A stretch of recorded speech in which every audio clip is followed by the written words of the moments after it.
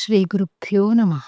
లలితోపాఖ్యానంలోని ఈ నామాలను ఎవరైతే స్మరిస్తారో వారికి సర్వపాపాలు పోతాయి. అలాగే సౌభాగ్యము, అష్టసిద్ధులు, గొప్ప కీర్తి లభిస్తాయి.